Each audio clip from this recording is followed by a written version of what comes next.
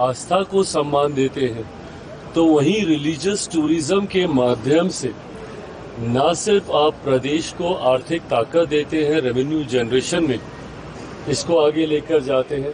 उत्तर प्रदेश इसका उदाहरण है। अयोध्या में जिस तरीके से भव्य राम मंदिर के निर्माण के बाद किस तरीके से वो पूरा क्षेत्र आत्मनिर्भर हो गया, उसी तरीके से मैं ये मानता हूँ कि बिहार के राजस्व को बढ़ाने की दृष्टि से भी ये एक ऐतिहासिक फैसला होगा। और करोड़ों की आबादी ऐसी है जो माता सीता पर विश्वास रखती है, आस्था रखती है। मैं खुद उनमें से एक हूँ। तो मेरे जैसे श्रद्धालुओं के लिए, भक्तों के लिए तो कल का दिन एक बहुत अत्यंत शुभ दिन है। ऐसे में केंद्र सरकार और बिहार सरकार के द्वारा लिया गया ये फैसला, गृह मंत्री जी स्वयं कल आ रहे हैं, कल वहाँ पे पूजा का भी कार्यक्रम है और उसके बाद मंच से गृह मंत्री जी और तमाम एनडीए के नेता भी अपनी बातों को रखने का कार्य करेंगे। पर मैं मानता हूं कि बिहार के लिए ये एक बड़ी चीज कल होने जा रही है। सर, तेजस्वी यादव दोबारा नोटिस भेजा गया है एसआईआर के मामले में, दो वोटर कार्ड रखने को, 2 वोटर कार्ड। राहुल गांधी को भी नोटिस है सर। दिक्कत यही होती है कि जब आप भाई कांच की हांडी कितनी बार चढ़ेगी, झूठ पे झूठ, झूठ पे झूठ, झूठ पे झूठ। विपक्ष ने कहीं ना कहीं ये राजनीति का हिस्सा बना लिया है। सीए जैसा कानून जो कि नागरिकता देने वाला कानून था, उसको नागरिकता छीनने वाला कानून बना के देश भर में आगजनी का माहौल बना दिया। पूरे लोकसभा का चुनाव ये लोग कहते रह गए कि तीसरी बार मोदी की सरकार आ जाएगी तो आरक्षण छीन लिया जाएगा, संविधान खत्म कर दिया जाएगा, लोकतंत्र की हत्या हो जाएगी। साल भर हो गया, मुझे बताइए कहाँ का संविधान खत्म हुआ, या कौन से लोकतंत्र की हत्या हो गई, या किसका आरक्षण छीन लिया गया। सीए में बताइए मुझे किस मुसलमान की नागरिकता छीनी गई। अब उसी तरीके से एसआईआर को लेकर, और भैया ये किसके कहने पे किया जा रहा है? ये आप ही के कहने पे तो किया जा रहा है।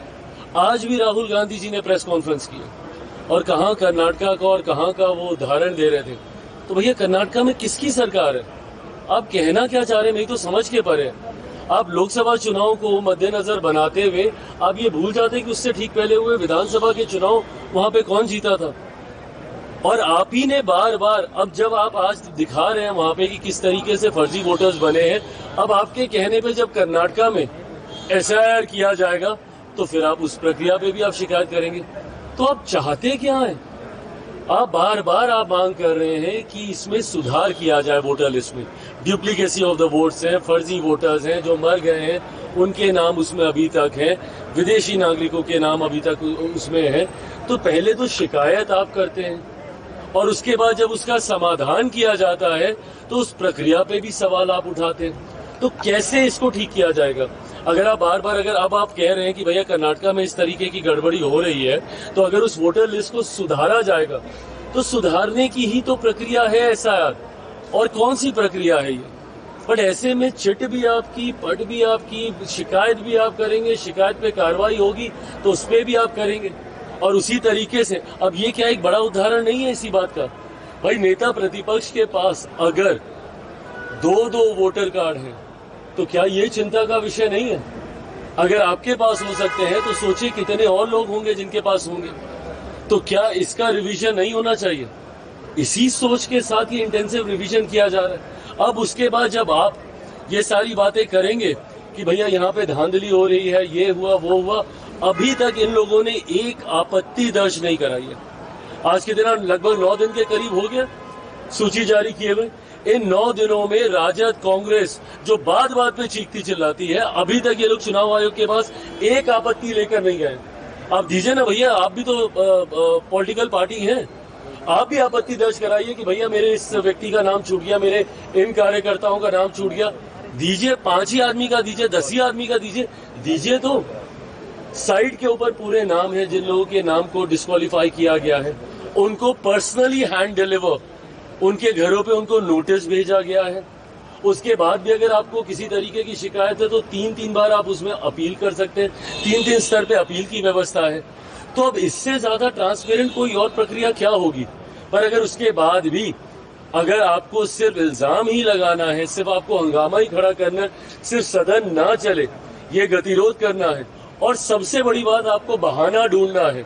अभी 3 महीने के बाद जब नवंबर में बिहार में परिणाम आएंगे, चुनाव ये लोग हारेंगे, तो भाई किसके ऊपर ठीकरा फोड़ेंगे? अब इनको ईवीएम याद नहीं आता, अब सारी ईवीएम मशीनें ठीक हो गई हैं, अब इनको वोटर लिस्ट दिखती है।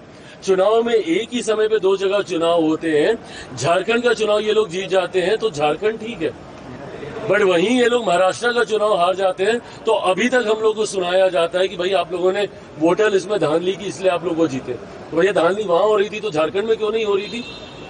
तो आप एक बार आप कुछ कहेंगे, उसके बाद उसी शिकायत के ऊपर जब चुनाव आयोग कार्रवाई करेगा और आप सदन में मांग कर रहे हैं, बताइए कौन बुद्धि देता है इन लोगों को? मेरी समझ के परे है। सदन में एसआईआर को लेकर चर्चा कैसे हो सकती है, मुझे बताइए।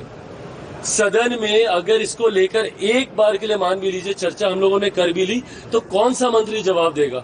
एक बार नेता प्रतिपक्ष बिहार और केंद्र दोनों में से कोई एक इस बात का जवाब दे दे कि वो लोग जवाब किस मंत्री से चाहते हैं। क्या चुनाव आयोग आएगा सदन के अंदर जवाब देने? क्योंकि किसी विभाग के अंतर्गत तो चुनाव आयोग आता नहीं है, वो तो स्वतंत्र संवैधानिक संस्था है। तो ऐसे में किस मंत्री से ये जवाब चाह रहे हैं? सरकार तो ये प्रक्रिया करा नहीं रही है, चुनाव आयोग ये प्रक्रिया करा रहा है।